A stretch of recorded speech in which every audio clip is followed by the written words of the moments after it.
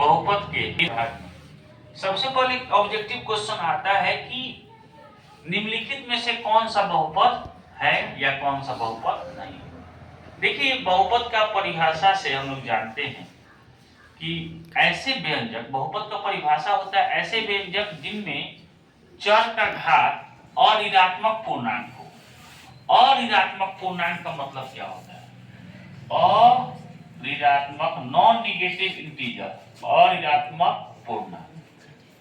और ऋणात्मक पूर्णांक का मतलब होता है कि माइनस नहीं हो, ओनली माइनस नहीं हो, मतलब 0 1 2 3 डॉट डॉट। इसी को नॉन निगेटिव इंटीजर कहते हैं। तो बहुपद में चर का घात, जो वेरिएबल्स का पावर होता है, वो ना तो बट्टा में होना चाहिए, ना माइनस में, ना दशमलव में, बस positive integer including zero, zero के साथ, मतलब पूर्ण संख्या होना चाहिए, होल नंबर। बस यही क्वेश्चन पर देखते हैं, बस घात, ये नहीं कि बहुपद के साथ क्या गुना है उससे कोई मतलब नहीं। अब देखिए, यहाँ देखिए निम्नलिखित में से कौन बहुपद है। यहाँ चर का घात 2, यहाँ 1, यहाँ √x। √x का मतलब होता है x का पावर 1/2। यहाँ 1 होता है, यहाँ 2 होता है, ये ऊपर चला जाता है, ये नीचे आ जाता है। x के पावर 1/2 मतलब फ्रैक्शन आ गया, ये नहीं चाहिए 1/2, तो ये बहुपद नहीं है।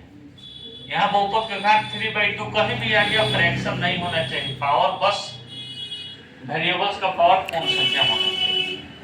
यहाँ पावर √x माने x का पावर 1/2, ये भी नहीं चाहिए। यहाँ देखिए x² x का पावर 2, बच्चे समझते हैं कि √2 आ गया तो बहुपद नहीं। √2 गुणांक कुछ भी हो सकता है, गुणांक अंडर रूट में हो सकता है, निगेटिव हो सकता है, फ्रैक्शन हो सकते हैं, कुछ भी हो सकते हैं, बस पावर। यहाँ पावर 2 है, यहाँ पावर 1 है, और तो ये बहुपद होगा। एक चीज यहाँ बहुत अच्छा क्वेश्चन आता है, कभी पूछ देता है ये क्वेश्चन आप लोगों से कि √5 का घात, ओनली 5 का घात कितना होगा। किसी भी संख्या का घात 0 होता है, बहुत इंपॉर्टेंट क्वेश्चन है। किसी संख्या का घात कितना होता है? किसी संख्या का घात बराबर कितना होता है? 0। किसी भी संख्या का, क्यों? क्योंकि चर का कोई भी पावर अगर 0 लेंगे तो उसका मतलब होता है 1। जैसे इसका एग्जांपल ले लो, 6 का घात, तो 6 into 1 लिख सकते हैं, 6 गुने 1 को x का पावर 0। किसी भी संख्या, किसी भी चर का पावर 0 का वैल्यू कितना होता है? 1, मतलब इसका घात कितना है? 0। किसी भी संख्या का घात 0 होता है। इसके बाद हम लोग को दूसरा क्वेश्चन आता है दूसरे टाइप का। पहला तो आ गया कि बहुपद है नहीं है, ये आपको समझ में आ गया होगा। अब कह रहा है कि fx बराबर x³ - 5x² + 2x + 2। यहाँ कह रहा है कि f1 का वैल्यू निकालें, कुछ भी दे सकता है, f1 f-1 f5 कुछ भी दे सकता है। fx का मतलब होता है कि जो हमारा बहुपद है x के रूप में है। अब f1 चाहिए, मतलब बहुपद में जहां जहां x आया है वहां वहां 1 पुट कर देंगे, fx का वैल्यू आ जाएगा।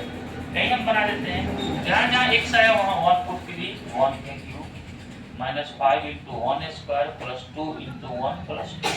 इसको सॉल्व कर लीजिए, 1 का क्यूब 1, 5, 1² 1 5, 2 + 2 2 2 4 5, 5 - 5 बराबर 0।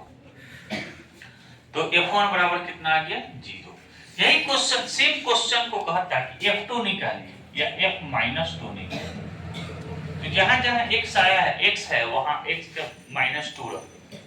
यहां रखिए -2, -2 का होल क्यूब, 5 × -2 का स्क्वायर + 2 × -2 + 2। सॉल्व कीजिए, -2 का होल क्यूब 8, 4 - 4 + 2, 5 × 20, 20 8 28 4 32 + 2 -30। -2 का वैल्यू -30, f1 का वैल्यू 0। एक क्वेश्चन इसी को दे सकता है कि fx बराबर इतना है, fx बराबर x³ - 5x² + 2x + 1 है, तो क्या x बराबर 1 बहुपद का शून्यक है? बहुपद का शून्यक है, यही क्वेश्चन को दे सकता है। तो बहुपद का शून्यक है तो हम f1 का वैल्यू निकालेंगे।